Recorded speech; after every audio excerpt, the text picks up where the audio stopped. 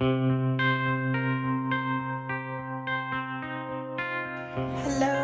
hello.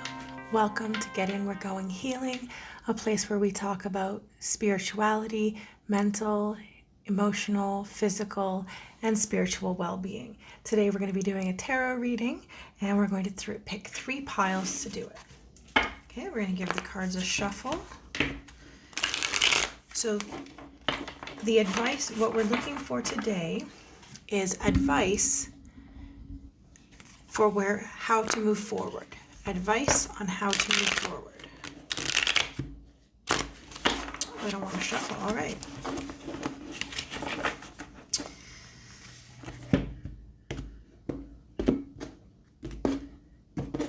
Okay.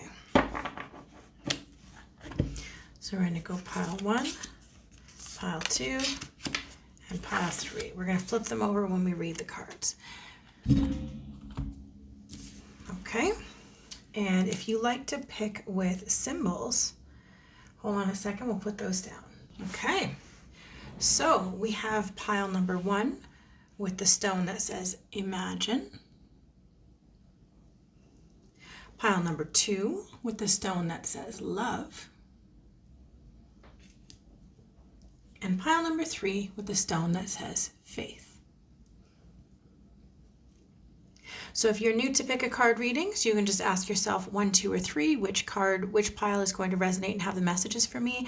You can also look at the timestamps to see if maybe your lucky number is in there, or you can go with the first one of the words that connects with you. Whatever way jumps out at you, that's the way you're going to follow. So whenever you're ready, I'll see you at your reading. Hi, pile number 1. So if you chose the Imagine rock, this is your reading. So this card is meant to represent you. And the card that you chose to represent you is the Hanged Man in reverse. This is the Disney Tarot deck. And in this card, we see, I cannot remember the name of the snake in the Jungle Book, the one that hypnotizes Mowgli to convince him to let him eat him. And just knowing that right there is he was very single-sided. He had a certain view of what he wanted, and he wasn't going to be swayed from it. He wanted to eat Mowgli. So that's a certain perspective. We've got the Hanged Man in reverse. So the Hanged Man in reverse implies that you may have recently changed perspective, because the Hanged One is there is a need for a change of perspective, but it's in reverse.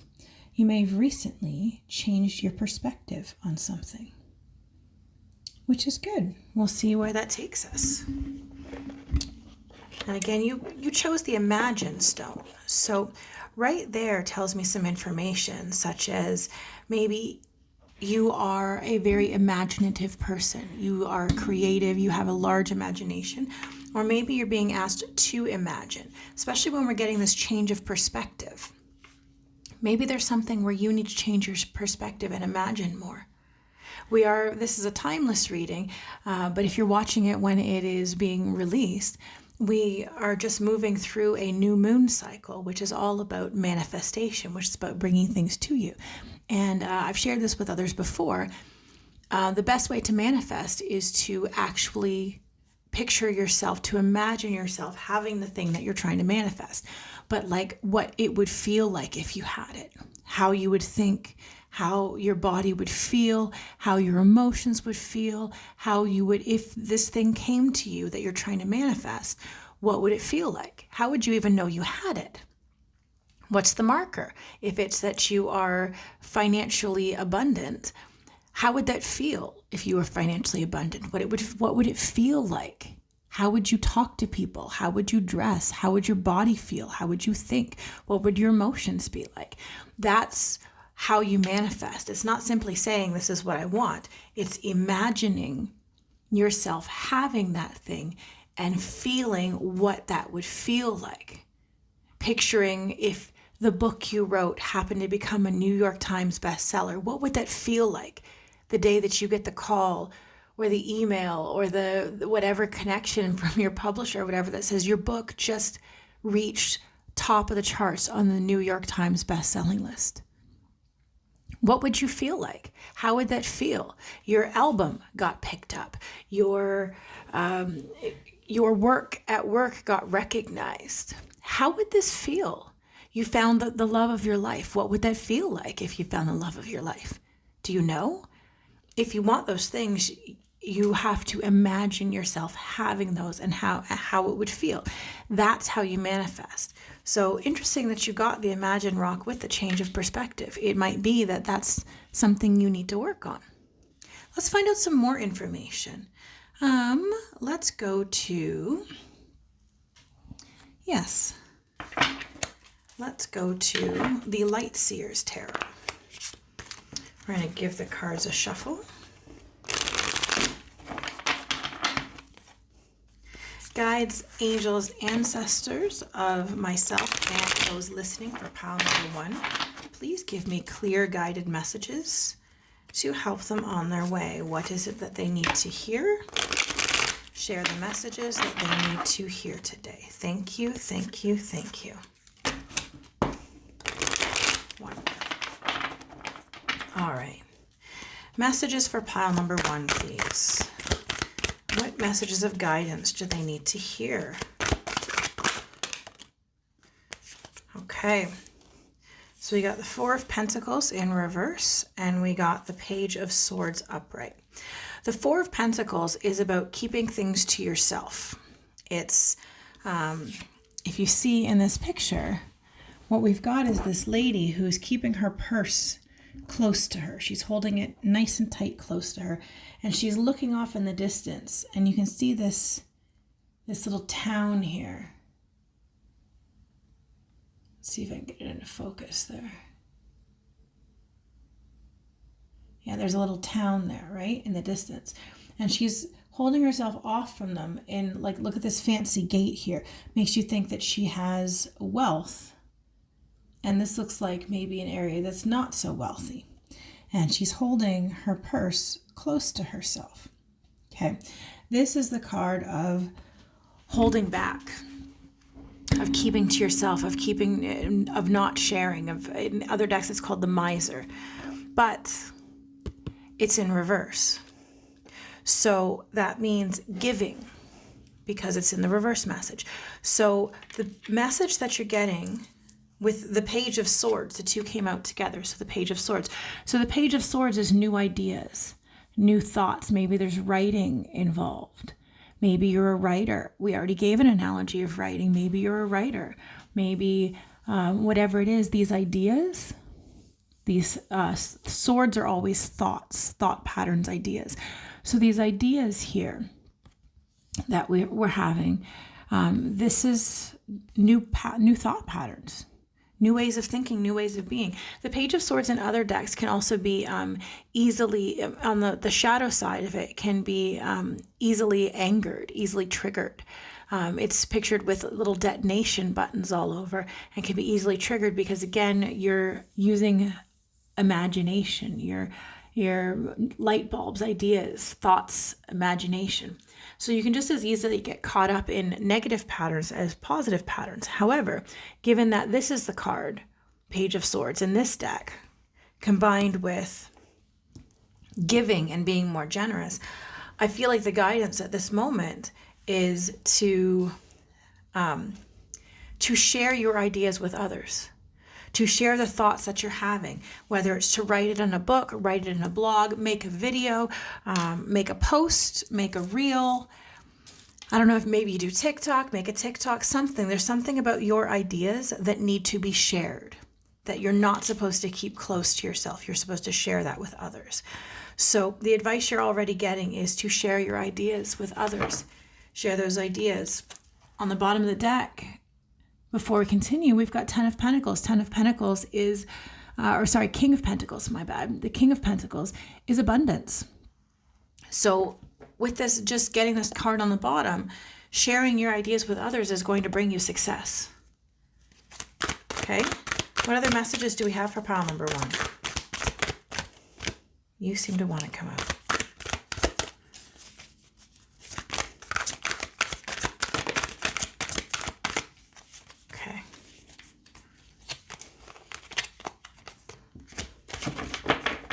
All right, so we're going to take the first two, and then we're going to read the next ones that came out.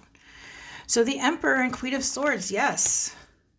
So the Emperor is strong in his power. He knows who he is. He is strength, power. He's the king, right? We look at the chess piece here. And the chess piece, that's the king in chess. That's the king piece.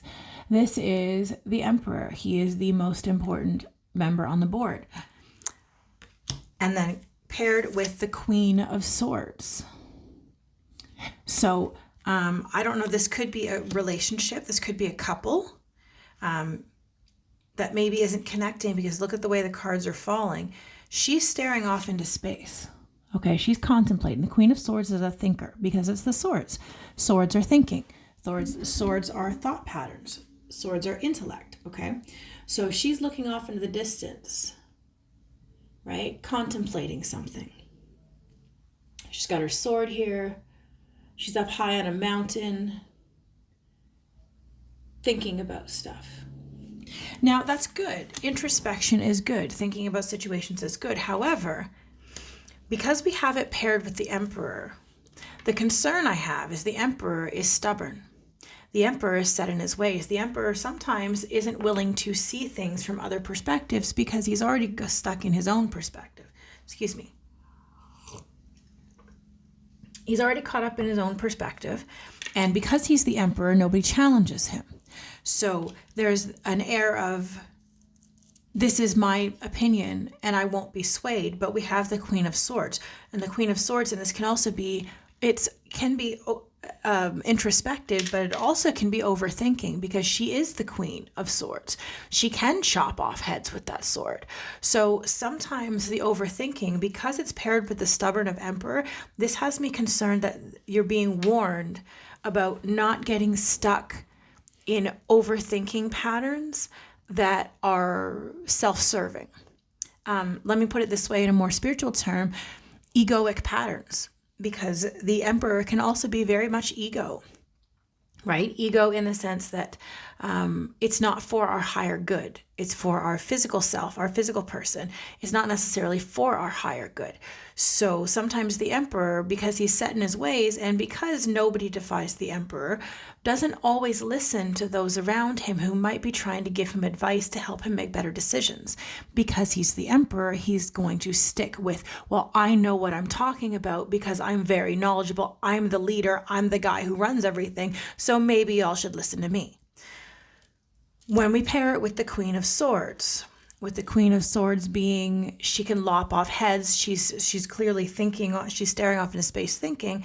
Sometimes we can get caught up in that thinking pattern, because again, swords are your thinking pattern. So that if this is advice, this is because these are paired together in that way. The advice seems to be, don't get caught up in the thinking patterns of thinking that you are more knowledgeable than someone else. Everybody has things that they can share. Everybody has something they can contribute. It may be very different than what you can contribute, but in getting those ideas, it might actually work, or it might tip off something more where you're like, wait, that idea by itself won't work, but what if we took that and added it to this, and now we have a solution? Now we have a new way of doing something. If we stay stuck in our old patterns of doing the things that we've always done because that's what we know works, then we don't grow, we don't adapt, we don't change. And because you got the Hanged Man, again, change of perspective, imagine new ideas. I have a feeling you're being directed to have some new ideas, to look at things from a different perspective, to not get stuck in the Emperor mindset of thinking you know all the things, and the Queen of Swords of cutting people off before they have a chance to explain or a chance to have their ideas grow. I think you're being directed at this point to let go of that pattern of thinking that you're the only one who knows how to do something. You're the only one who knows how to do it correctly as the Emperor. Allow new ideas to come through. Okay, let's see the other three cards. Yeah, we've got the Two of Cups, the Empress in reverse, interesting, and the Page of Cups. Okay. So that message by itself, these three flipped at the same time and they came together. So the message needs to be interpreted together because the cards came out together. So the three of them will make a message all together. So we first have the Two of Cups, And the Two of Cups is cooperating. The Two of Cups is working together with someone. See how the two hands are entwined? The energy from each hand is filling the bowls, but it's not one hand fills one bowl, one hand fills the other. The fingers entwined share the magic and share the energy into both bowls, thereby filling both bowls. This makes me think of, there's a children's book called How to Fill a Bucket. And in the bucket, in the book, it talks about every person that you see has an invisible bucket above their head. And that invisible bucket holds the good thoughts and feelings that you have towards yourself. When you are having a difficult day, when there's a lot of criticism, maybe you've got a lot of inner critic running through your head, maybe a lot of inner chatter going on, maybe everything's just going wrong that day. Your bucket gets emptier and emptier and emptier and just gets lower and lower and lower. And when your bucket is empty, when your good thoughts and feelings about yourself are low, you end up retaliating to other people. You end up what they call bucket dipping. So you end up taking like a scoop and taking other people's good thoughts and feelings out of their bucket by, being harsh, being mean, being uncaring, being incompassionate, however you're going to say that word. All those things, maybe you say something, somebody trips and you laugh at them instead of helping them because you feel kind of low. And instead of doing something kind, you decide to do something low as well, taking from their bucket, which makes them feel lesser than. But here's the thing. In order for your bucket to be filled, you end up doing nice things for other people. So if you do something kind, you actually put something into their bucket. When you do something caring for them, you put into their bucket. And when you put into their bucket, you put into yours as well, because when you do a kindness for someone else, it makes you feel good to do kindness for other people. It feels good to help other people. It feels good to see a smile on someone else's face. It feels good to help someone else and to make them feel good. Making them feel good can make you feel good. Now, I want to caution before I go further with this.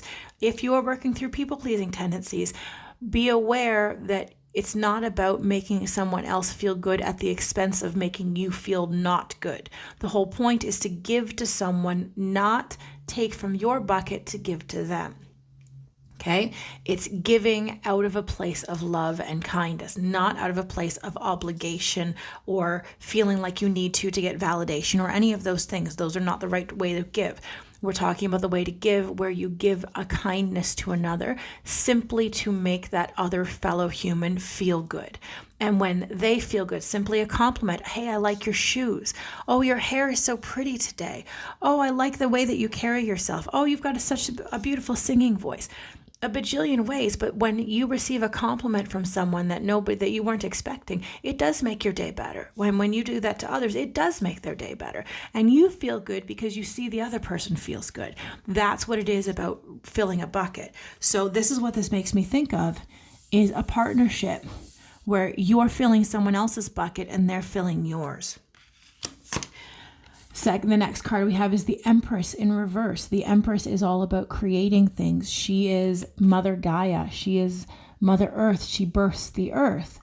She is creativity, but we have it in reverse, which makes me think stagnancy, doing things the same way, not creative, not allowing flexibility, but being stuck in, again, like the Emperor, being stuck in a pattern.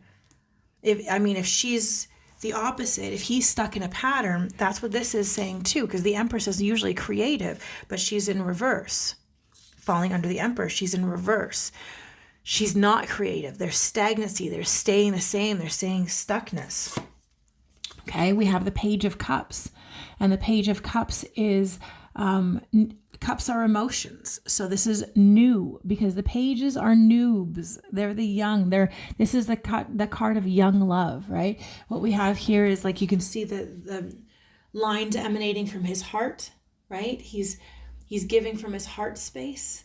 We have when pigs fly, right? We have from the old concept, when pigs fly, it'll never happen until, it'll happen when pigs fly, sort of thing. But it's believing in that, right? We've got hands framing the heart, right? Giving the heart fingers, right? This is new love. Look we've got these symbols coming here that makes me think of like singing to yourself. When you're so happy, you're just singing to yourself. right? So this is new love. This is young love. This is emotions, big emotions, but like positive, beautiful, young, open type of emotions. So when we put these three together, because they came out together, when we put this message together, it says, helping other people will help you get unstuck and build your creativity and bring in new emotions for you, bring in new love for you, bring in new connection for you, bring in new abundance for you, bringing, things that you never thought possible when pigs fly, things that you never thought would be possible for you are going to be possible for you, but it involves giving to others. It involves giving to someone else, collaborating, working together. Cups are emotions, filling someone else's bucket, right? Putting the effort in is going to be what brings out the thing that you never thought was possible, brings you the manifestation. We talked about imagine, brings you the manifestation that you never thought would be possible. But by filling that cup, by giving to that other person, by giving to that emotionally, it could be a project you're giving to it emotionally, giving to that thing, working together with that thing is going to be the key to bringing in new ideas, bringing in new emotions, bringing in new experiences. Okay? On the bottom of the deck, we have the star. So again, manifestation, wishes. Wish upon a star. When you wish upon a star, when you wish upon a star, makes no difference who you are. When you wish upon a star, your dreams come true. Wish upon a star. Be willing to wish upon a star. Be willing to wish. Be open to wishing. Be open to things that you want can happen.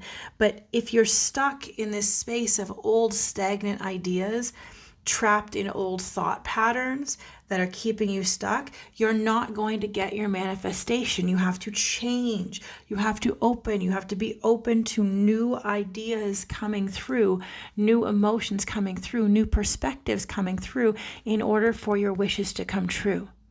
So one of the things, again, about manifestation, imagine, wish, imagine yourself having the thing that you want and then get out of the way. The universe will bring you what you are asking for, but you have to get out of the way. If you're going to try to make it happen, right? If you're going to try to force your dream to happen, this is the forcing energy of the emperor. This is the pushing energy. And you're being told, stop. That's not how manifestation works. Your part of manifestation is to do the imagining, is to do the feeling, is to do the stuff. And then your role is to respond to what comes to you, not to react, but to respond. Meaning you don't have to make all the things happen. The universe will give it to you. The wish that you are asking for, you have to be open to letting the wish happen.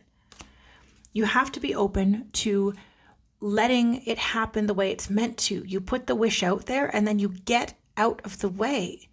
The universe will bring it to you, but it may not look the way that you envisioned it, because what you're trying to bring is the energy of that thing. And the universe goes, oh, I recognize that energy. All right, I can do that. But it may not come in the avenue in which you thought the energy was going to come. Instead, it just comes. The energy just comes.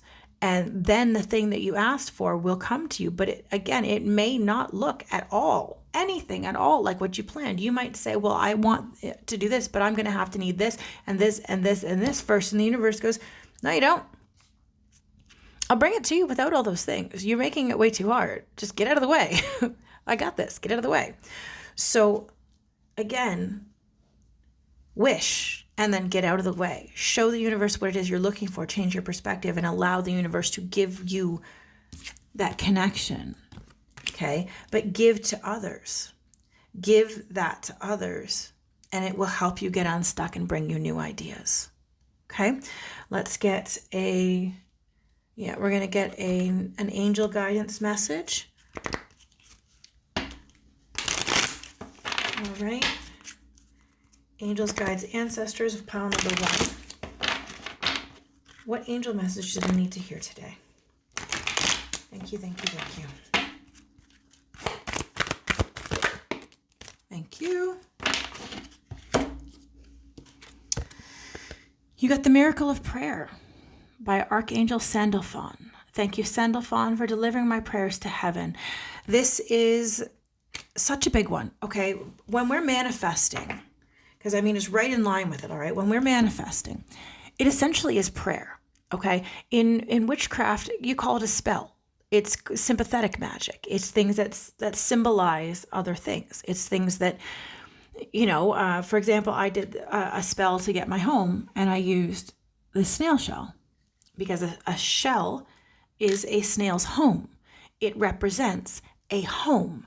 So in witchcraft and magic, that sort of thing, you use things that represent other things. It has a meaning of other things. When you are praying, that's a form of prayer. It's just one where we put our physical things into it, because often we feel like we need to do something in order to get something. But prayer is about asking the universe for what you want. Again, in that manifestation state, asking the universe for what you want and then allowing it to come, connecting with divinity. But don't just pray when you're asking for something. Pray for thanks, give gratitude. Thank the universe, God, whatever, however you identify with something that is greater than you, whatever name you like to give it that feels comfortable for you, whatever that name is. Thank that for the little things. I not that long ago, I was looking over and I looked at my husband and I looked at my son, and I just had this overwhelming moment of gratitude, because there was a moment in my life that I wished for that was one of the things that I desired in my life, was to have a spouse that I loved and a child that I was loving and connected to, and to sit there and enjoy moments of love and connection with my family.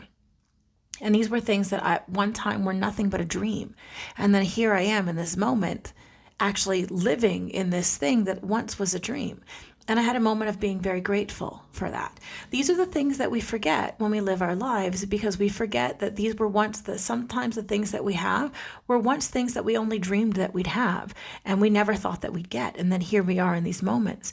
We don't just pray for things we want, we pray to give thanks for what we have been given, that we only dreamed of at a time. So again, this is manifestation, remembering to give thanks, remembering to pray, remembering to ask. And when you ask, you show, you feel, you vibrate at that, and that will bring you your loves. So pile number 1, I hope this was the guidance that you needed to hear. I hope that there was something in here that helped you. I hope that this made some sense to you. If you like what I do, don't forget to give me a thumbs up and drop a comment in if you really resonated with this. Let me know that this is working for you. I just read the cards as it is. I have no idea whether or not this resonates with the people who are listening, so I'm doing my best to share what I'm hearing. If this resonates with you, let me know it resonates with you. Let me know that this makes sense for you. If you want to keep up on my content, you can follow me at Instagram and on Facebook at Get In We're Going Healing. And you can also follow my Patreon at patreon.com/getinhealing. And you can follow my Patreon for more content, early content on both my podcast and tarot readings. And there might be some goodies thrown up there for the Patreons as well, little extras that are not made available to the public. We'll see. We'll see what kind of stuff comes for your way. So pile number 1, I hope that you enjoyed your reading. And until next time, love and light, fellow humans. If you chose pile number 2 with the Love Rock, this is your reading. So this card was pulled to represent you at this time. And the card that represents you at this time is Strength. This is from the Disney Villains Tarot deck. Okay, so we've got Strength. So, I mean, right then and there, you chose the Love Rock and the Strength card. So let's take a minute to talk about that. So the Strength card, I feel like this means strength in love. You are strong in love. You are strong from your heart space, from a loving space. Now, Strength usually in the traditional tarot deck shows a woman with a lion, and the lion's head is in her lap. And the lion is a fearsome, strong, determined animal, right? Most people would be afraid of a lion, but this woman does not seem to be afraid, and he's got his head in her lap. And the meaning of the card in general speaks of being compassionate, that strength isn't through muscle and force, that strength is instead through compassion and surrender, that woman would never have been able to pet that lion and have that lion's trust if she had come at it from a place of force, trying to force the lion to come to her. It would never have gone that way. I can imagine seeing the scene play out of her just sitting calmly and waiting and beckoning to the lion, and then just sitting calmly and waiting until the lion himself decided to come over to her, lay next to her, and lay his head on her lap. She only would have gotten that due to being calm, being compassionate, being caring, and not forcing, but allowing. And there is strength in that. Oftentimes we discredit that and we look at strength as being something where we're forcing. We see strength in the universe in general, like as muscles, as muscly men, as strong, as being able to lift heavy objects. Those are often seen as traditional views of strength. However, strength is not necessarily physical. There's lots of different types of strength. There's emotional strength, there's physical strength, there's intellectual strength, there is spiritual strength. There is so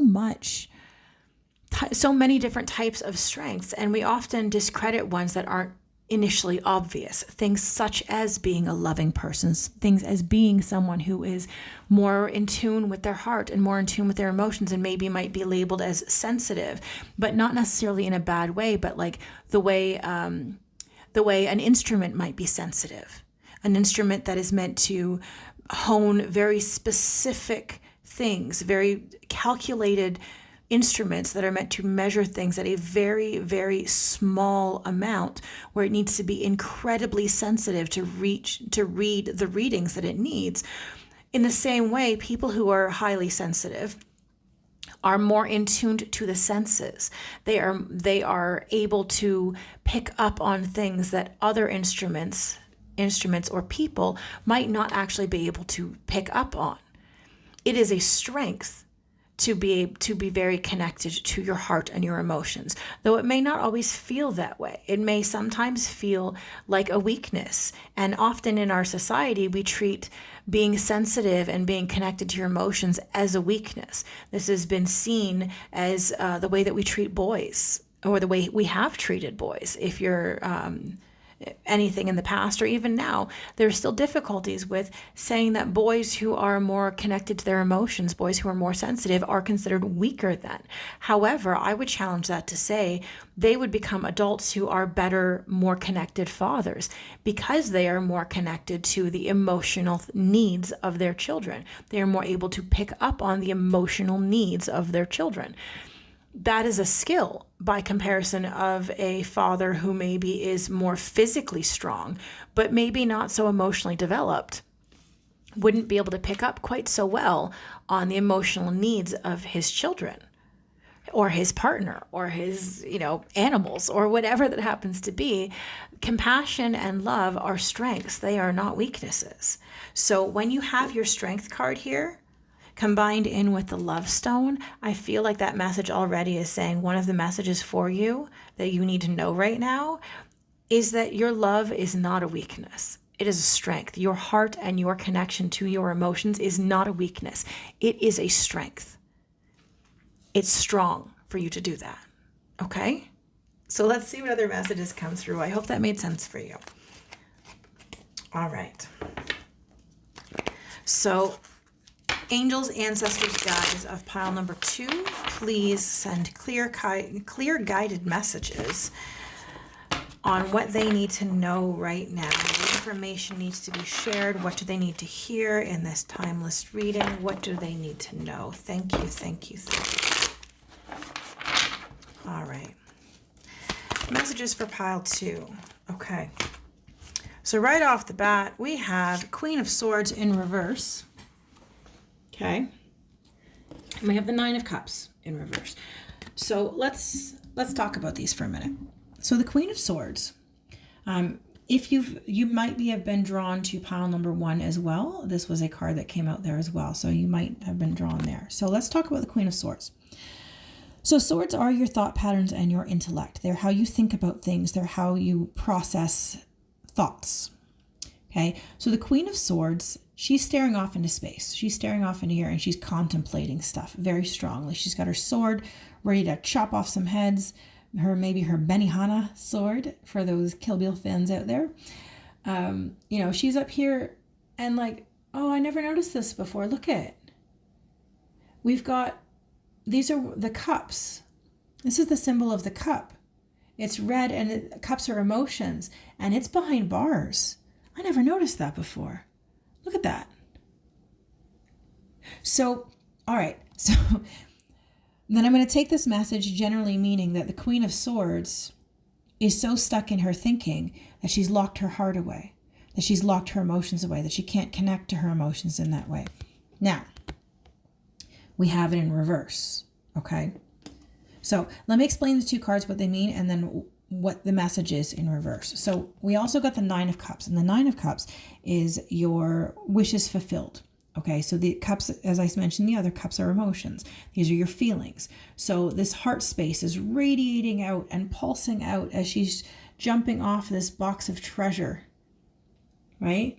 And she's radiating out and all this amazing, beautiful stuff. She's about to be blessed. Now, what you got was the Queen of Swords and the Nine of Cups in reverse. So the meaning here, releasing your heart, keeping your heart under lock and key, keeping yourself locked in this way needs to be released. Okay. So we take those two messages. The Queen of Swords, she's strong. She's thinking, she's ready to cut off heads. She cuts out stuff. She's all thought. She's, in this, I'd say overthinking. Okay. She's overthinking. And the overthinking is causing the things that you want to come to you to be blocked from you. Now, when I say blocked, I know that used to freak me out when I hear that something's blocked because it feels like, oh, it's not getting to me. I'm not talking about blocked like a cement block in the way. I'm talking about, a twig that made it trip and now it's slower. It's going to take a little longer because it can't go as quickly as before. That's the sort of thing that I mean, is that the things that you want to come to you, your ultimate happiness or your wishes fulfilled, it can't come to you as long as you're not allowing yourself to feel it. As long as you're blocking yourself from feeling the deep love. If we take it with the card that represents you, what I'm getting is you're not allowing yourself to feel the depth of your emotions, maybe because you have been told that it's weakness. So you're not allowing yourself, you're trying to be that Queen of Swords. You're trying to pull down the emotions, lock them down so you can make more logical decisions. But that's not authentically you. If you are a person who lives from their heart space, then being authentically you means living from your heart space. It means being the person who connects with their emotions because it's a strength, because it gives you empathy, because it gives you compassion. If you're trying to lock that down, if you're trying to make yourself be a more logical person because that's what somebody else believes you should be, because that's how other people are and they think you should meet that same criteria, if you're trying to live that way, you're living inauthentically. You're putting on a mask and putting on a performance rather than being yourself. And that's going to keep you locked away from getting the things that you really want. And if I'm being honest, I think this is true for pretty much everybody. What we all really want is to be ourselves, to be our genuine true selves and to be loved and cared for and appreciated for that. Where we don't have to strive to be something other than who we are. Where we don't have to pretend to be something else. Because when we pretend to be something else, we are honestly miserable. Like truly. When you're pretending, then who really likes you? Do you even know if they like you? I mean, to reference the siren on Wednesday, where she says she's not even sure when people know if they even like her, because she's not sure if they like her or if it's the siren song. In that same way, if you're wearing a mask and you're pretending to be something that you aren't, do people even like you, or do they like the version of you that you're pretending that you are? more than likely they don't know the real you, so they're responding to the person you're pretending. And then the fear becomes, if I stop wearing the mask, if I stop pretending that I'm this person that they like, will they still like me? The better question to ask is, will you still like you? Because with the 9 of Cups in reverse with this, I feel like this is saying, if you let go of trying to lock down your feels and be the logical person, it will bring you what you actually want. I got chills as I said that, all the way from my toes all the way up. This will bring you what you want. This will bring you the satisfaction you want. This will bring you the beautiful things that makes your heart soar, makes you feel like you're jumping into the abyss and just filled with joy and happiness. This will come for you when you let go of trying to be this and allow yourself to be this. Allow yourself to be that loving person. That's going to be what brings you your ultimate happiness. So there's our first message, okay? Bottom of the deck, we have 8 of Wands, which is help coming to you. Collaboration, working together. If this is something that you are trying to do, the help is there for you. I've mentioned it before, but here's the thing. Source wants to help you. Universe, God, whatever you name higher power wants to help you. But ancestors, angels, all that good stuff, spirit guides, all that good jazz, they want to help you. But free will is a thing. You have to ask for it. You have to ask for help. They cannot help you. They can't intervene. That's not their role. They're not here to do that. They're here to guide you and watch you and help you. They cannot do it for you. You have to do it. So you will have to ask them for help. But if you ask for help, they will help you. They will open the way for you. They will give you what you need, but you have to ask them. Okay? Any more further guidance for group number 2? Wait, is that one flipped? Oh, no, I thought I saw one that was flipped. Oh, there was. That doesn't belong there. That feels like an extra message. I'm going to put this over here because I feel like that's an extra message. Nothing's a coincidence. Okay? Nothing was a coincidence. So I'm going to hold on to that. We'll come back to that. Advice for pile 2, please. More advice for pile 2. What else do they need to hear? Okay. I'm going to take those 2 and I'm going to come back for this, okay? All right. So, all right. I already have a feeling that this is a romantic relationship because you got the Lovers, card 6, and you got the 4 of Wands, okay? The Lovers is the Lovers. Now, this is divine union. This could be self-love. That is always, there are 2 meanings to the Lovers. The Lovers can be a romantic relationship, and Lovers can also be connecting with yourself and finding cohesiveness with your own aspects of male and female, because we all have male and female energies. We all are like a yin yang. Excuse me, in that sense. We have balanced masculine and feminine energies.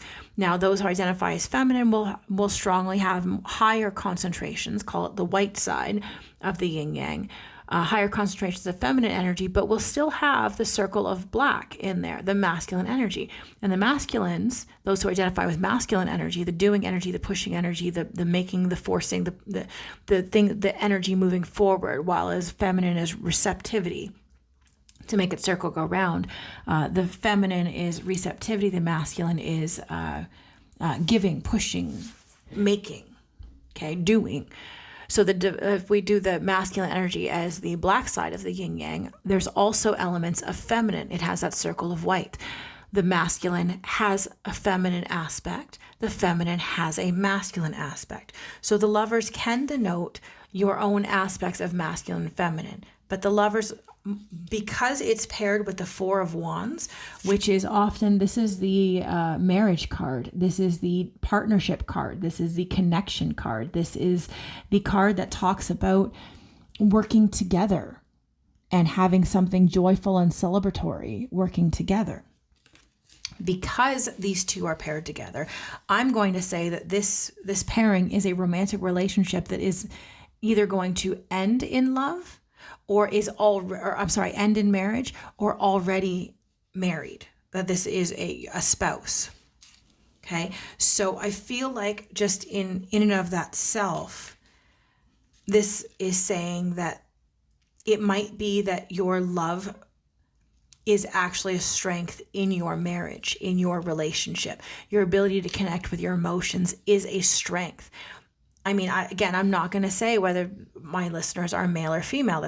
Gender is irrelevant in this situation. I'm referring to energies that you might be identifying as the feminine, just because the feminine, the divine feminine, the goddess energy is more connected to the heart and the emotions. That is the balance between the two. She is more connected. The feminine energy is more connected to the heart space, is more connected to the emotions, while the masculine energy is more connected to the physical, the doing, the production, the getting. Think hunter-gatherer versus at-home nurturer, cooking, creating, caring.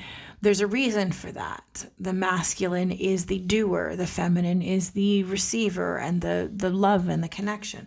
So you might be connecting as the feminine energy in this case. And it's saying that's a good thing that needs that balance. You need to have that balance. On the bottom of the cup, or on the bottom of the deck, we have the Six of Cups in reverse. The Six of Cups is the past card. It's looking at your past. So if we look at the card a little closer, we've got this guy here who's sitting here with his dog. And if you follow the cups, he's thinking about when he was a little boy and the dog was a puppy. He's reminiscing on the past. Now, we don't know much about the card itself, but often this card, especially if we've got it in reverse, what it's saying is let go of the past, release the past. Okay, I like to always remind people that the past is in the rearview mirror. Nobody has made a time machine. We cannot go back and undo what has already been done. You can't go back and change it. There is no options. We don't have time machines. We can't do any of that. Sitting and focusing on those old things changes nothing. The more you think about it, it just puts energy to it, but it doesn't actually make it any different. It doesn't make that person say something different. It doesn't make anybody do anything different. It doesn't change the hurt that resulted from the whatever thing we devoted as negative. It does not change anything other than ruin your current now and your prospects for the future. Let that go. Let go of your past. It's in the rearview mirror. You're not going backwards. You're going forwards.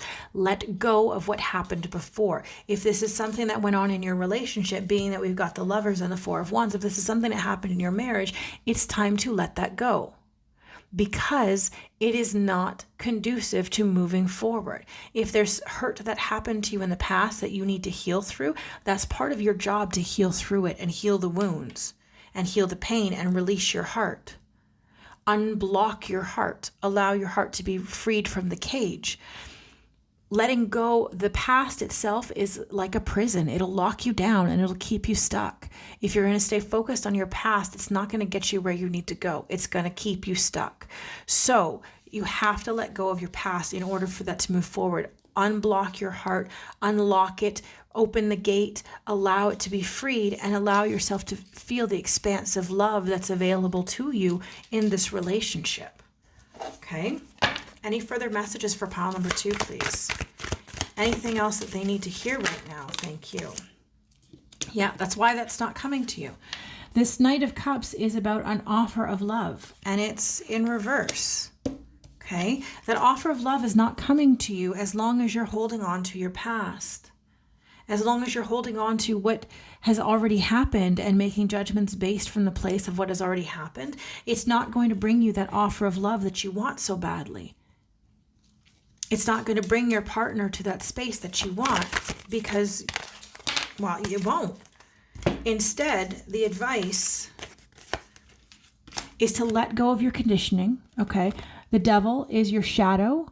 At least in this deck, this is how I interpret it. Because here we got this guy holding his head right? He's holding his head and he's all like worked up, but you see the strings and it's attached to the devil's hand. This is your shadow aspect, okay? This is the part of you that your wounds, your childhood patterns, childhood wounds, emotional wounds, that sort of stuff that need your trauma wounds that need healing. When you don't do your trauma work healing, your trauma ends up pushing your actions moving forward. It becomes the puppeteer to you being the puppet.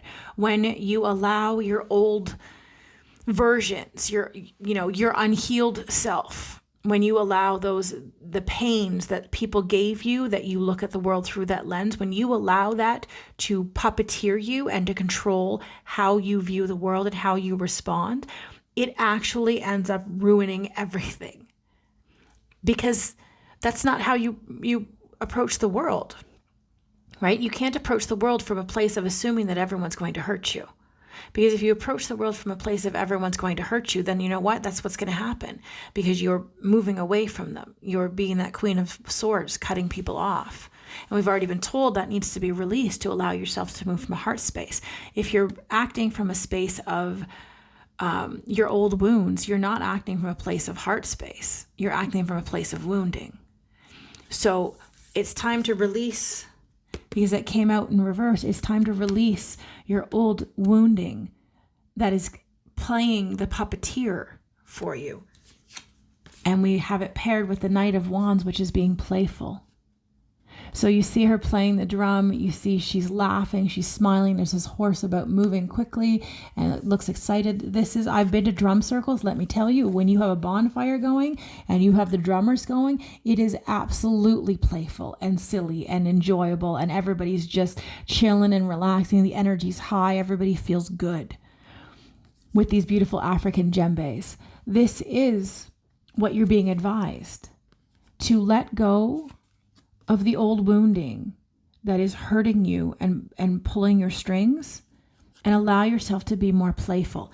I don't know what happened in your relationship. I don't know what went down. But whatever went down caused pain. And when you're acting from that space of pain, you're not receptive, you're not open, and you're not going to get what it is you're hoping to get. The only way that you're going to do that is to release the old pain, release the shadows, release the shadow aspect. That's always a call to do shadow work. If you're not familiar with shadow work, check out other episodes of my podcast.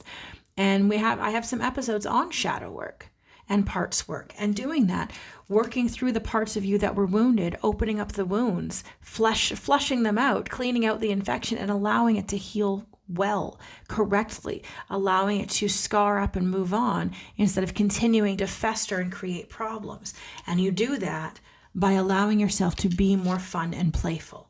Allow that energy to come out in a more playful space. Okay? On the bottom of the deck, we have the Seven of Swords. Seven of Swords is being intellectually sneaky thought patterns. So this is saying release any thoughts of retaliation, any thoughts of being sneaky, any thoughts of, oh, well, they deserve this, or I should do this, or, well, they hurt me, so I guess I'm going to find a way to hurt them back, just in a little way, not overtly, but just to hurt them back. That's the type of stuff it's saying, don't do that. Okay. It's in reverse. It says, release it. Release the idea of being sneaky, of anything that is not pure. Okay, that's not pure love, because again, we're talking about your love is a strength. Your emotions are a strength. Your connections are a strength. Okay, the card that was there, that came out, was the Hanged Man. Okay, so you might, again, be called a pile number one. The Hanged Man is meaning a change in perspective. So again, there are no mistakes. There are no coincidences. That should not have ended up in that pile, but it did. And that's right there saying you need to change your perspective, okay? Let go of these ideas that you need to lock down your feelings, because that's keeping what you want happening from you. In this love situation, in this marriage that you're in, you have to allow yourself to let go of what has already happened in the past. Be more playful, be more open, change your perspective. And that's what's going to bring you the ultimate thing that you want. That's going to bring you that love that you're actually looking for with our love stone. That's going to bring you what you're looking for. Okay? So let's get an angel message to finish this out. Okay? For our lovely pile number twos, What messages do they need to hear? Thank you, thank you, thank you. All right, angel messages, please, for pile 2. Angel messages for pile 2, please. Angel messages for pile 2, please. Thank you. Love and accept yourself. Ooh, boy. I didn't see that as a thing. I didn't see that coming at all, but that makes absolute sense. If you've got wounding that's keeping you from being playful, you're stuck in the past, guaranteed that wounding didn't come from your partner. That wounding came from your childhood and probably from your own issues of self-esteem. You got love and accept yourself. Thank you, angels, for lovingly guiding me to self-acceptance. Self-acceptance is so very important.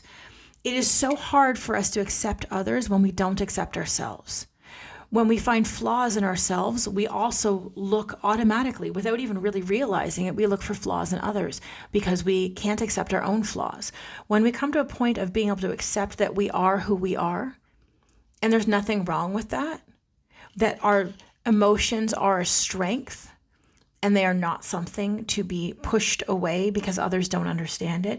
When we begin to love ourselves for who we are and accept ourselves for who we are, we open up a brand new path for us and for those around us because we're able to accept who we are in total love, and then we are able to give that same love and acceptance to the others around us as well. When we have compassion for our own mistakes, we have compassion for other people's mistakes. It is when we have it with that phrase in witchcraft, you hear it, as above, so below, as within, so without.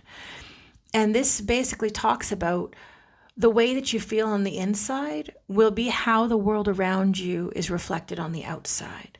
So when you feel negative and unaccepting and flawed on the inside, the world around you will reflect that as being unaccepting and flawed and unkind in that same way. When you, on the inside, feel love, acceptance, compassion, understanding, and grace and forgiveness, when you're able to find those things for yourself, it becomes almost effortless to offer those same things to those around you, because it's so easy for you to recognize that, yeah, you mess up and make mistakes. And it's okay because that's part of learning. And by that same token, other people, when they mess up and make mistakes, that's okay because that's part of learning. When you look at yourself and say, I love me for who I am, and it doesn't matter what anybody else thinks, you will see that in other people and see that you can love them for who they are and accept them for who they are in the same way that you can love and accept yourself. If you are looking for more activities to help you do that, I have a couple of self-love activities already on my YouTube channel. You can check out on my podcast. Those would be specifically on the YouTube channel because there's activities that go with it. And I've done episodes before about self-acceptance, self-love, that sort of thing. You can find that back in I think season 1 or 2 of my podcast, which is available on Spotify, Apple Podcasts, and on YouTube. And that might give you some stuff to help you work through finding love and acceptance for yourself. I'm not sure what stage you're at, but I do hope that you do, because when you do find love and acceptance for yourself, a whole new chapter of your life opens up. It is a beautiful thing to have, and you find more ease and more calm. And I hope that for you. I hope that you find this love for yourself, this love and connection for yourself, and that it will open up. It will do nothing but help your relationship. As you find love and acceptance for yourself, you too will find love and acceptance for your spouse, for your partner, because you can't help it. As within, so without. So this might just be a call. Ooh, I'm getting chills. This might be a call for you to do your shadow work and your inner work healing if you're not already doing that. So if you like this, don't forget to give a thumbs up, leave a comment if this resonates with you. I don't know who sees the video, so if this does resonate with you and it's making sense to you, drop a comment and let me know. Just let me know that it's received. The message is received. Okay? So if you are interested in more stuff, you can check out my Patreon, all that good jazz. And don't forget to like and subscribe. And if you want to donate, there's information on donations in the description box at paypal.me/getinhealing. All right. Love and light to you, fellow humans. Until next time. Bye. Hi, pile number 3s. If you chose pile number 3 and the Faith Rock, then this reading is for you. This card is meant to represent you. So let's have a look. Oh, the Queen of Swords. Oh, man. You might have been called to pile number 1 or pile number 2. Both those piles had the Queen of Swords show up in the deck. So, all right. So let's talk about this for a minute. So, in this deck, this is the Disney Villains deck. Okay, in this deck, what we have, this is the, I want to say the mother-in-law in Lady and the Tramp. Okay, and she has contracts here. And if you've seen Lady and the Tramp, if you remember it, she wanted to get rid of the dog Lady. She brought in her 2 Siamese cats, and she wanted to get rid of Lady, and had opinions of what everything should look like, how it should be, what it should look like. And Lady wasn't part of that. And she ends up manipulating situations to try to get the family to get rid of the dog Lady. Just so she can end up living there. She moves in with her children. And she brings her cats, her Siamese cats, who are not so kind, pretty evil and conniving. And again, this is a Disney villain, so of course she's going to be a villain. Okay, so here's what we know about the Queen of Swords. So swords are your thought patterns. Swords are how you think about things, okay? Swords are the way that you think in the world, that sort of thing. Your thought patterns. Now, the Queen of Swords, she has her heart locked down. She's all thoughts. She makes decisions from her logical perspective and not from her heart space. You see that as she makes these decisions to try to get rid of Lady. She has no care for the well-being of this dog and only for what she wants. In a sense, we could even say that she falls in a category of maybe being narcissistic. And now I don't mean that in the way that we like to villainize narcissists. I mean that in a way that she is focused on what she feels is the right decision and is unwilling to hear perspectives from others that are more emotional, heart-based, right? So when we have that paired with your rock of faith, with that message of faith, faith is, I see it as surrendering, acknowledging that there is something greater than you that moves the energy, moves the mountain, moves the winds, moves the everything. There's something beyond you that is not your energy force that makes things happen, right? And faith is believing that the force that makes things happen, call it God, call it universe, call it source, energy, the force, whatever it is that floats your boat, whatever makes you feel good, whatever connects to you.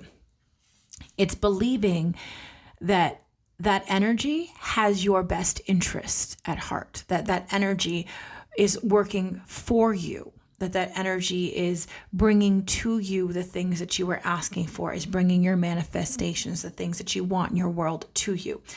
The trouble is we're having it paired with the swords, and the swords are thinkers. The swords are intellect.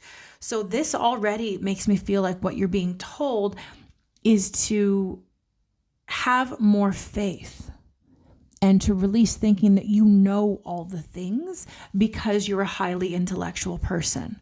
Okay, that's not to say the Queen of Swords doesn't have a heart. Again, this is a villains deck, so it's going to be the bigger villains, those that are higher on the spectrum of being more villainous. But it is reminding you that that making decisions strictly from a intellectual, logical perspective is going to shoot you in the foot because you have the faith stone, which is having faith that things will work out in your favor and in the way that you are meant to have without you having to intellectualize it and come up with the solution. That it will be offered to you without you having to do the work to get it the way that you want. I hope that makes sense. So let's get some further messages for our pile number 3 with the Queen of Swords and highly intellectual and highly thinking and maybe a little rigid at times with thinking. With the Queen of Swords, excuse me, maybe not communicating things that need to be said. Maybe not communicating from a heart space, as is common with the Queen of Swords. Okay? So, angels, ancestors, guides of pile number 3, those tuning in for pile number 3, please help me give clear guided messages for what they need to hear at this time. Thank you, thank you, thank you. All right, messages for pile number 3, please. Messages for pile number 3. Please and thank you. Thank you. All right. Yeah. Okay. So, let's start. So, the first card you got is the Tower. Okay? Now, you got the Tower in reverse. So, let's start with the meaning of the Tower upright and then what it means when it's in reverse. So, first you got the Tower. Now, the Tower is basically, in this deck, it's a little hard to interpret, but generally speaking, the meaning of the Tower is if things are built on a shoddy foundation, okay, the basis of the building is the foundation itself is cracked and crumbling and falling apart. It doesn't matter how majestic the building actually is, it's going to come down. Okay, it's going to come down. Because no matter how beautiful it is, if it's built on bad foundation, it cannot be sustained. In order for something to be standing the test of time, it has to be built on a good, solid foundation. The Tower card is about that crappy foundation, and the building built on top of it is about to come falling down. And it needs to.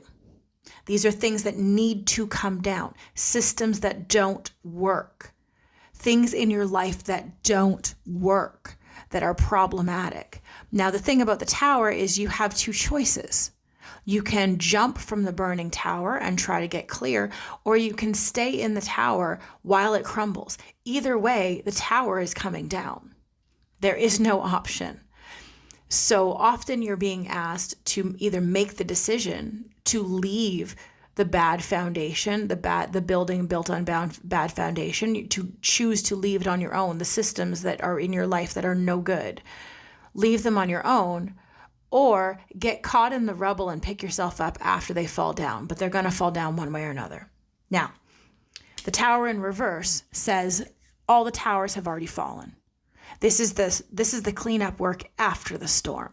This is the storm has already raged through, trees are down, branches are down, there's, debris everywhere. And now it's time to start picking up the debris, clean it up, sort through it, get rid of it, and clear through it. You can't undo the storm, but it's now time to start doing the repair after the storm. You got that paired with the 3 of Pentacles in reverse and the 9 of Swords. So let's talk about the 3 of Pentacles, okay? The 3 of Pentacles is, generally speaking, people working together, collaborations. You see these people, she's got her ball of yarn, she's knitting it, and it's going up to this middle one she's working on. This white one here on the outside edge is going up here. We've got this green one here is coming from his shirt, and threads going down. Everybody's working together. You see this beautiful piece. Everybody's putting in their work, and they're all working together towards the common goal of something beautiful. Now, you got it in reverse. So, the 3 of Pentacles in reverse means feeling like you have no help. Feeling like you are alone, okay? 9 of Swords is the Sorrow card.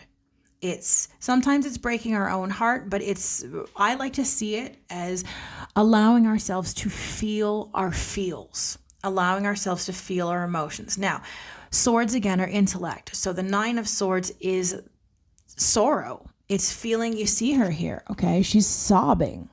She's sobbing into her hands. She's just sitting there and just sobbing, okay? Here's what I know.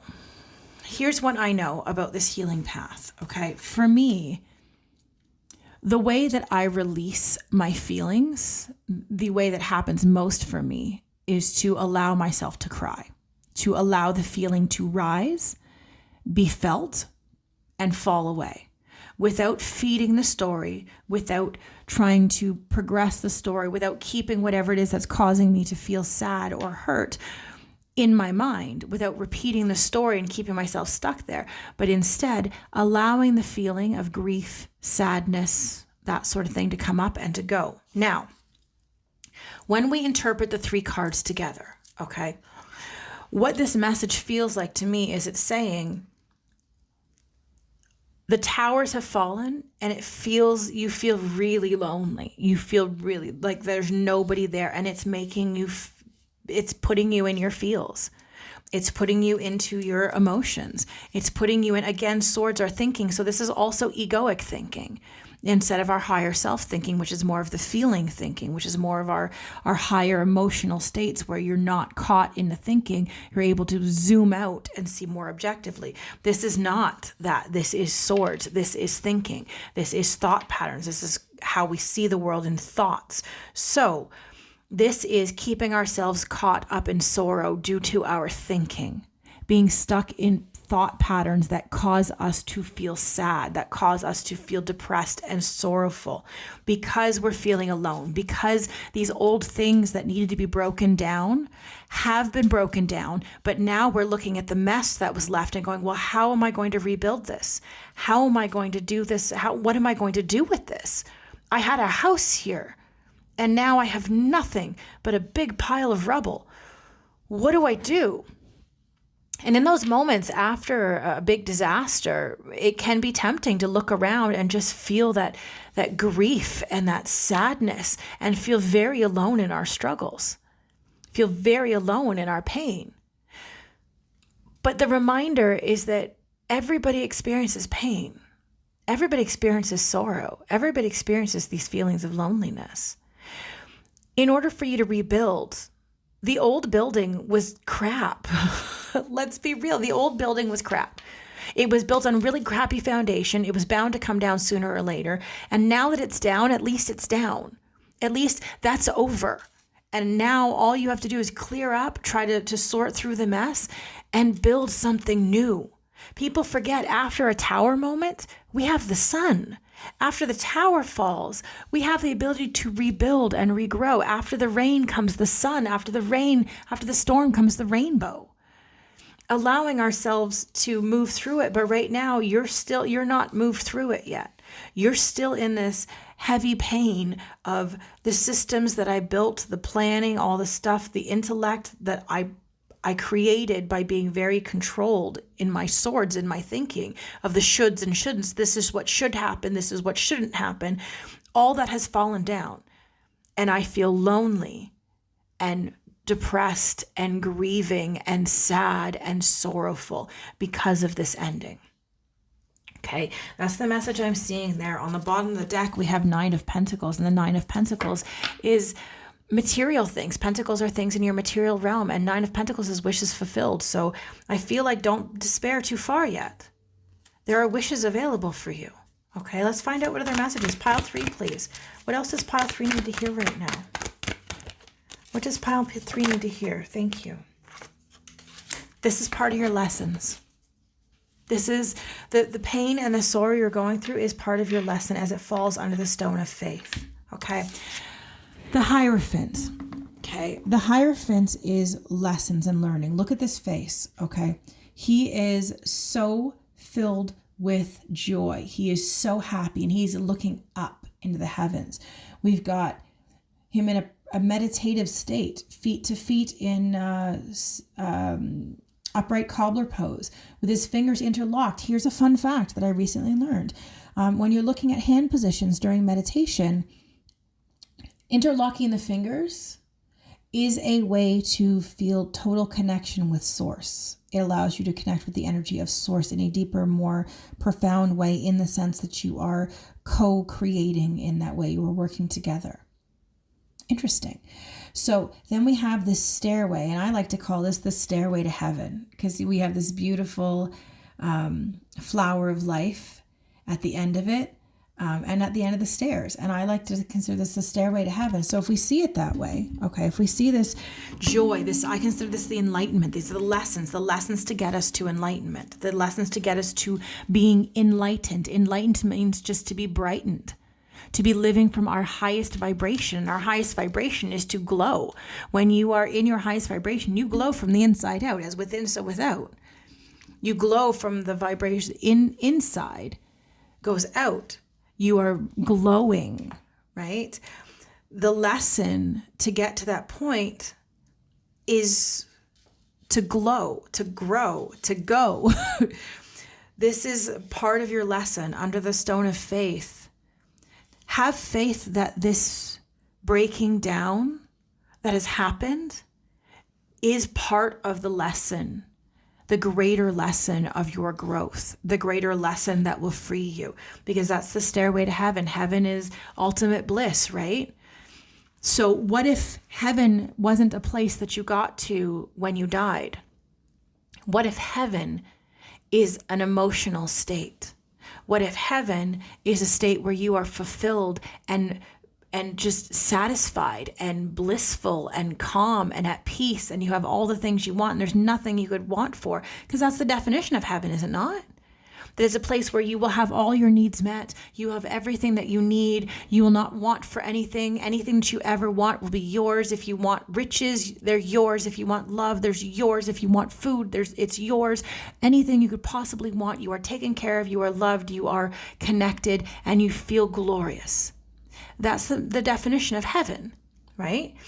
In Buddhism, that's enlightenment, connection with the one source, connection with divinity, that you go back to source. The Hierophant is reminding you that that is the lesson. The lesson is to go to that higher self, to go to that place of light, of heaven on earth, of being filled with that joy and gratefulness, gratitude, and having everything be amazing and wonderful for you. Have faith that that's available to you, that this ending is not the ending, but just part of the process as you move through. Okay? Anything more for pile 3, please? Anything more for pile 3? What else does pile 3 need to know, please? Thank you. You are going through a rebirth, absolutely. And it's almost over. This is death. Okay, and people want to talk about death, which is awesome, and it comes in against Stairway to Heaven, right? So people often think death is a scary thing, but death is just an ending of a cycle on this plane of existence as you move into another one. Again, heaven, a place where suffering does not exist, or, punishment for those who cause suffering on earth, but I don't personally ascribe to that. I don't believe that. I think your suffering manifests right here on this planet right now. Okay, so here we've got rebirth, right? We've got death, and in the shroud of death, we see this light, this sun, okay? This promise of a new from down here in the darkness, okay? Death, and we've got like our beautiful, our infinity symbol, reminding us that everything is a cycle of death and rebirth. Death and rebirth, death and rebirth. There's endings and new beginnings, like the song Closing Time. By Semisonic, for those of whom remember that song, Closing Time. Every new beginning comes from some other beginning's end. Every new beginning comes from some other beginning's end. It's like the snake in Asatru, Norse mythology, the snake that eats its own tail. It symbolizes, or even the ring, why we get wedding rings. The symbolism is a never-ending cycle, that it never truly ends. When one thing ends, a new thing begins. When another thing begins, it begins only because whatever was existing before that had to end. A new beginning cannot happen without the ending of what already was. This is telling me with death, and I'm getting chills as I'm saying it. This is reminding me, like saying with death in reverse, you're about to start a rebirth. the death is ending, the rebirth is starting. This sorrowful period after the towers have crumbled, where you feel so sorrowful and alone, this is ending. This is part of the lesson of your growth, and you are moving into a new life, a new pattern, a new existence. But there has a grieving period when something ends, when something dies. We grieve. We grieve the loss of that thing. And if we get stuck in the grieving, we're not open to the next part, to the next ascension as we move up and move into the next part, our next rebirth. You have to release what has already transpired, allow yourself to grieve the ending, and then move yourself into the new beginning. Allow the new beginning to fall and happen for you. Okay? Anything more about this? For our pile number 3s, have faith. Have faith that this is meant for you. Queen of Wands in reverse. Queen of Wands is being in your power. Being in your power and being in your connection. She's got fire in her hand. She's got candles all around her. She's got the passion and the fire. She's sitting there in her note. She knows what she's made of. She knows what she's got. And she's able to share it with others. You see it moving off. She's able to share it with others. It's in reverse. So this tells me you don't know what your power is. You don't know how strong you are. You don't know what kind of passions you have. She knows what kind of passion she has. She knows what her strengths are. She knows she can create fire in the palm of her hand. She's looking at that and she's like, yeah, look at me do that. Look at that. I made that. But it's in reverse, which means she doesn't know that power. She doesn't know the energy. She does not know what her strengths are. That's part of your journey. That's part of your rebirth, is going to be to find out what your strengths are, to find out what your passions are, to find out where you're meant to be, to find your Queen of Wands, to be in that place of passion. She is full of passion. Wands are your passions, the things that light you up, that get you out of bed each day. You're ending something that did not do that for you. That was Queen of Swords. It was shoulds. This is the shoulds. This is who you're supposed to be. This is how you're supposed to do. This is what you're supposed to be. This is how you're supposed to look. This is how you're supposed to be. And you are moving out of that. And that life is ending. And you're moving into a space where you do know what your passions are. You are living a life that is authentic to who you are.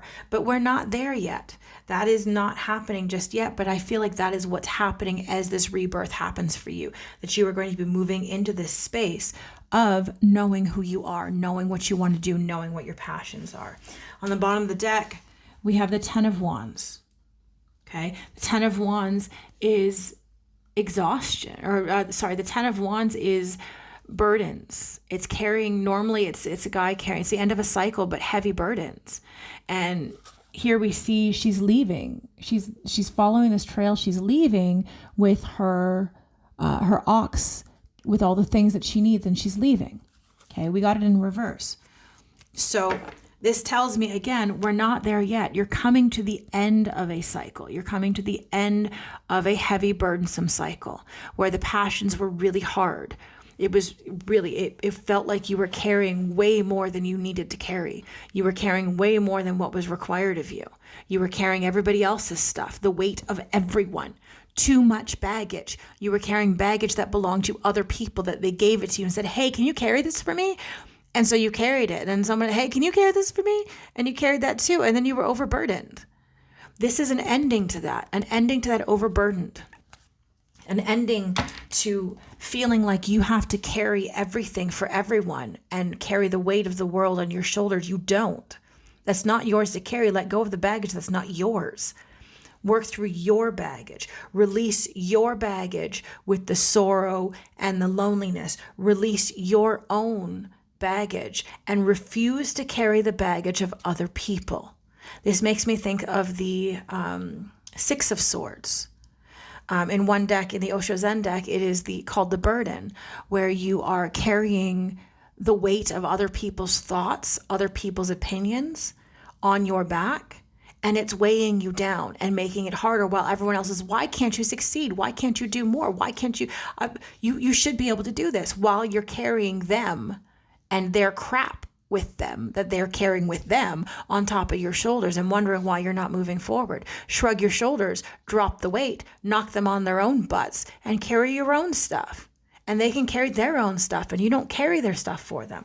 This is what this is making me think of, is that you're moving through this cycle where you are letting go of the burden of other people's baggage that they handed you and said, carry this for me. You don't have to carry it for them. Let go of their burdens. You only need to carry your stuff. And if you keep working through your stuff and in this rebirth, you're going to be releasing those burdens that are not yours to carry. Anyway, the ones that other people gave you, and healing through your own, so you are able to move freely without feeling like this place of Queen of Swords where you have to worry about shoulds. It should look like this. It should look like that. Have faith that what is meant for you will find you. If it's meant for you, it will always be for you. You will not have to hunt it down. If it is meant for you, it will always be for you. Okay? Let's get a final message from the Angel Oracle deck. Okay. Angel messages for pile number 3, please. Angel messages for pile number 3. Please. Thank you, thank you, thank you. Messages for pile number 3, please. Thank you, thank you, thank you. Well, they have a lot to say to you. Okay. Okay. So, you got express your creativity.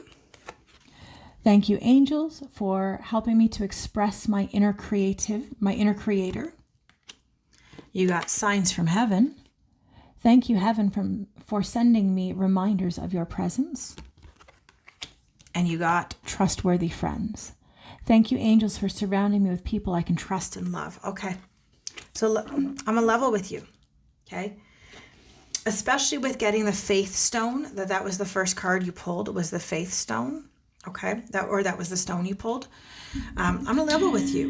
Your angels want you to be more creative. They want you to live more in an emotional space. Again, Queen of Swords, very intellectual. It's not that you can't be creative when you're intellectual, but I think they want you to spend a little more time connecting with your emotions, with your cups, because creativity often requires you to connect from a heart space. Whether you paint, whether you write, whether you create video games, whether you draw, whether you dance, all of those things require you to connect with your heart space. A painter connects by connecting with their emotions as they put them down, as they put their paint on the canvas. A good writer connects with the emotions of the reader by connecting with their own deep emotions and then writing that in that way that the reader will also feel the depth of the emotions. A poet shares their depth of emotion, whether that's meant to inspire anger or change or desire or happiness or joy or sadness. A good writer knows how to take those words and inspire those and create and engage emotions. A musician, a singer-songwriter, somebody who can really emote in their music, when you can hear their voice catch when it's meant to catch because it matches with the lyrics of the song, with the emotion of the song. Someone who can do that evokes the emotions of the listener so that they hear that and they too are given that same sense of emotion. In order for you to connect and be creative, you're being asked to connect with your heart a little bit more. Connect with that to allow yourself to be more creative. Now, it doesn't have to be that you need to pick up and be a full artist. That's not what I'm saying. Whatever your strengths are, maybe that is your strength, but if it's not, that's okay. There are other ways to be creative, maybe through cooking and put some love into your cooking. There's many, many, many, many, many, many, many ways to create. But you are being asked to find a creative outlet for yourself. And you're being asked by somebody who loves you in heaven, somebody who has passed on, somebody who is a loved one. They are watching you and they are guiding you, and they also, again, falling under the Hierophant and under faith, they also want to see you happy. They want to see you through this rebirth. So make sure to keep an eye out for signs from heaven, like feathers that you might see on the ground, bird calls, various different things that you'll notice. I notice feathers a lot. And in the summertime, I notice butterflies and dragonflies a lot when I'm out. And those are always reminders to me that someone in heaven is trying to talk to me, or synchronicities. But feathers for sure. When I see feathers on the ground, I definitely feel like somebody from heaven, an angel, is keeping an eye on me, my guardian angel. So they might be asking you to do the same thing. Keep an eye out for signs that someone from heaven is there for you and is watching you. Your angels are there. Just because you can't see them doesn't mean they aren't there, okay? And they're reminding you to connect with your friends, with trustworthy friends, okay? They're saying connect with people who get you, okay? And I absolutely get this. As being someone who's in the spiritual community, when I am with people who are not in the spiritual community, I find that it can be draining. It can be hard because I am expected to put on a mask. I am expected to play a part.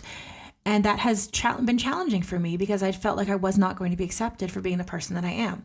And as I've begun to move through my own rebirth and to release the expectations of who I thought that I was supposed to be and allow myself to be more authentic and allow myself to be more authentically me all the time and not just with my group of friends, it's given me a lot more freedom and joy and acceptance of myself and other people because I'm allowing myself to be my authentic self. Now, you might not be at that stage yet. You might still be at the stage of just showing your authentic self to a small group of people. Your group of friends that know you for who you are, that's where the joy is going to be because you can let down the guard. You can take off the masks. You can just be comfortable and relaxed. Like when you go home after wearing something fancy out somewhere and you go home and you change into your sweats and you're just chill and relaxed and you're just like washed all the makeup off, pulled all the pins out of your hair. And now you just got your hair up in a messy bun. You got, a snack in front of you. You've turned on Netflix and you're just comfy. That's the vibe that you get with friends that you can let your guard down, that you can trust. And you're being asked to spend more time with people like that because those people are going to be part of what helps you grow into who you're going to be, what your next stage is going to be. When they can love you for who you are and you can let down the guard, that's going to help you grow. Okay? So pile number 3, I hope that this answered some questions for you. If you enjoyed this reading, don't forget to give me a thumbs up and toss a comment in if this resonated with you. Let me know. I don't know who hears my readings. I don't know who it resonates with. I'm just reading the cards as they come and channeling the messages as they come to me.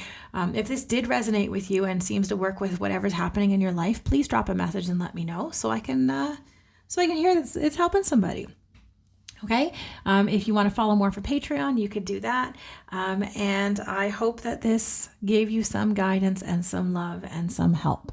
So until next time, fellow humans, keep dropping the things that don't serve you. Keep letting go of the things that are not yours. And love and light, fellow humans. Bye.